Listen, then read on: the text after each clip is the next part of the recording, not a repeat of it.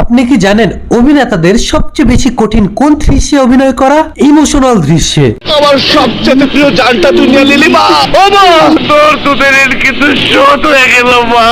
বর্তমান সময়ে অনেক নায়করা ঠিকমতো কাঁদতেও পারে না। বিখ্যাত অভিনেতারাই অনেক সময় ইমোশনাল দৃশ্যে অভিনয় করতে গিয়ে ওভার অ্যাক্টিং করে ফেলে, আবার অনেক সময় দেখা গেছে ঠিকমতো এক্সপ্রেশনই দিতে পারে না। কিন্তু আমাদের বাংলাদেশে কিছু লিজেন্ডারি অভিনেতা ছিল বা আছে যারা এই ইমোশনাল দৃশ্যে এমন ভাবে অভিনয় করত যে দৃশ্য চলাকালীন দর্শক তাদের জায়গায় নিজেকে অনুভব করতে পারত। এইসব দৃশ্যে তাদের মর্মান্তিক অভিনয় দেখে ইমোশনাল হয়ে দর্শকরাও কেঁদে ফেলতো। আর কিছু কিছু দৃশ্য তো এমনও আছে যা বাংলার দর্শকদের হৃদয়ে দাগ কেটে রাখবে বহুকাল। তো ভাই লোক, আজকে আমরা এমন কিছু অভিনেতাদের নিয়ে কথা বলবো যারা ইমোশনাল বা মর্মান্তিক দৃশ্যে অমায়িক এক্সপ্রেশন দিয়ে সেই দৃশ্যটাকে জীবন্ত করে ফুটিয়ে তুলতে পেরেছিল। ভিডিও শেষে আপনার কাছে আমার প্রশ্ন থাকবে, কোন দৃশ্যে বা কোন সিনেমায় অভিনেতার অভিনয় দেখে আপনি ইমোশনাল হয়ে পড়েছিলেন বা আপনার চোখেও পানি চলে এসেছিল? তো কি অবস্থা, আমি সজীব আর আপনারা দেখছেন সজীবের ডাইরেক্ট পয়েন্ট। আর আজকের পয়েন্ট হলো best in emotional scene. Number 6, Kazi Maruf. দেখেন, আমি বলবো না যে মারুফ প্রত্যেক সিনেমাতে ইমোশনাল দৃশ্যে দুর্দান্ত অভিনয় করতেন, তবে তার ক্যারিয়ারের শুরুর দিকের সিনেমাগুলোতে তার এক্সপ্রেশন ছিল টপ নোচ। বিশেষ করে ইতিহাস সিনেমায় সে জাস্ট দর্শকদের হার্ট ব্রেক করে দিয়েছিল। সিনেমার এক পর্যায়ে পুলিশ যখন তাকে টর্চার করে সেই দৃশ্যগুলো তো দেখে মনে হচ্ছিল পুলিশ যেন আমাকেই মারছে। তারপর কিছু কিছু দৃশ্য তো জাস্ট আউটস্ট্যান্ডিং পারফরমেন্স ডেলিভার করেছিল সে। বাংলাদেশের টপ মর্মান্তিক পারফরমেন্সের মধ্যে ইতিহাস সিনেমায় মারুফের পারফরমেন্স থাকবে একদম টপে। এটা কি করিস মারুফ? আমি বলেছিলাম আমাকে একটা চুমা দাও, বাপ তো রাগ করে থাকতে পারে না, আমার এই জায়গাটা মারা গেছে।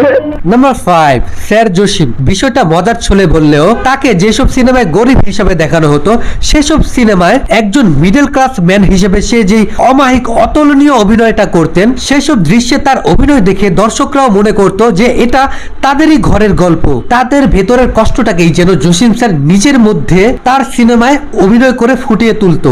জসিম স্যার আমার ফেভারিট ছিল অ্যাকশনের জন্য। আর আপনার কাছে তার কোন অভিনয়টা বেশি ভালো লাগতো অবশ্যই আমার কমেন্টে জানাবেন।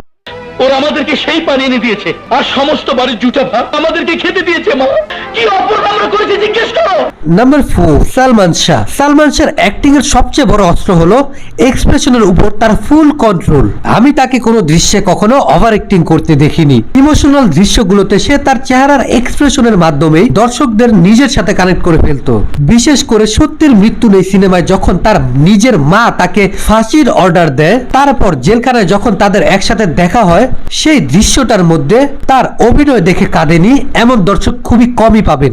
ভাই বোনের মধ্যে যদি ভাড়া দেয়া নেওয়ার কোনো সম্পর্ক থাকে, আমাকে খাইয়েছো পড়িয়েছো তো তার ভাড়া দিতে হবে। কি দিয়ে দেবো রে আপা? বুক চিরে কলিজাটা বের করে দিই। নাম্বার 3, শাকিব খান। এটা সত্য যে কিছু কিছু সিনেমায় সে ওভার অ্যাক্টিং করে ফেলেছে, আবার কখনো কখনো দেখা গেছে ইমোশনাল দৃশ্যে ঠিকমতো এক্সপ্রেশন দিতে পারেনি। তবে যারা যারা তার আগের সিনেমাগুলো দেখেছেন, কিছু কিছু সিনেমায় এতটাই টেরিফিক পারফরমেন্স দিয়েছে সেই ইমোশনাল দৃশ্যে, আমি সেই সব দৃশ্য দেখে ইমোশনাল হওয়ার পাশাপাশি হতবাক হয়ে গিয়েছিলাম। সর্বশেষ তাণ্ডব সিনেমায় একটি দৃশ্যে যখন তাকে আয়রন সেলে রেখে টর্চার করা হয়, তখন একটা সিনের মধ্যে শাকিব খান এতটা মর্মান্তিক একটা এক্সপ্রেশন দিয়েছিল যে সিনেমা হলে আমার চোখে জাস্ট পানি চলে এসেছিল। যেই দৃশ্যটার একটা ছবি এতদিন পরে এসে ভাইরাল হয়েছে। তবে তাকে যদি ঠিকঠাক মতো ব্যবহার করা যায়, পুরনো চাল ভাতে বাড়বে বলে আমার মনে হয়। আমার সর্বনাশ হয়ে গেছে বাদল ভাই। ছোট বোনের বিয়ার গয়না বিক্রি করে ফলের দোকান দিয়েছিল, টাকা না দিয়ে আমার সব ফলগুলো লইয়া গেল। Number 2, sir Razzak. ইমোশনাল দৃশ্যে সে সবসময় আমার পছন্দের তালিকায় উপরেই থাকবে, কারণ ইমোশনাল সিনে এক্সপ্রেশন কন্ট্রোলে সে হলো সবার সেরা। এই কান্না আবার কাঁদতে কাঁদতে হঠাৎ করে হাসি, এইভাবে অভিনয় করার ক্ষমতা শুধুমাত্র বাংলাদেশেই না, পুরো এশিয়াতে 2-1 জনই পারে। আপনি যদি তার বাবা কেন চাকর সিনেমাটা দেখে থাকেন, তাহলে বুঝতে পারবেন পুরো সিনেমাটাই শুধুমাত্র তার কাঁধের উপর ভর করে ইতিহাস করে ফেলেছিল। আর বাবা কেন চাকর সিনেমাতে সে একবার পারফরমেন্স করেনি, 2বার পারফরমেন্স করেছিল বাংলাদেশ এবং কলকাতায়। আর দুটো সিনেমাতেই তার অভিনয় দর্শকদের মনে গেঁথে গিয়েছিল। আমি তো তোদের বাবা নই, আমি তো তোদের চাকর। এই বাড়িটা এখনো এই বুড়ো চাকরের।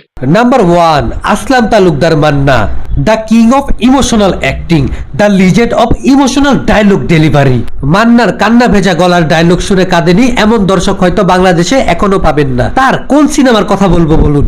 প্রত্যেকটা সিনেমাতেই ইমোশনাল দৃশ্যে জাস্ট কাঁদিয়ে ছেড়েছেন দর্শকদের। তার আম্মাজান সিনেমার ক্লাইম্যাক্স তো ছাড়িয়ে গেছে বাংলার সকল সিনেমাকে, শুধু কেঁদে বুকই ভাসায়নি, তাকে স্মরণীয় বানিয়েছে সকল শ্রেণীর দর্শকদের কাছে।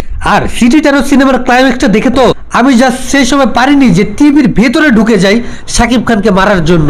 হায় রে, সেই ইমোশনাল দৃশ্যগুলো কোথায় হারিয়ে গেল? তার ইমোশনাল দৃশ্যগুলোর জন্য সে তার দর্শকদের কাছে অমর হয়ে থাকবেন। পিস্তল সহ ধরা পড়লে আমার ফাঁসি হয়ে দেবো। আমি বাংলাদেশ ছেড়েছিল বলছি বাইরে পালাচ্ছি। মারো, তুমি আমাদের বাঁচাও। তো ভাই লোক, এই অভিনেতাদের মধ্যে কার অভিনয় দেখে আপনি কেঁদেছিলেন, বা ইমোশনাল সিনে কার অভিনয় দেখে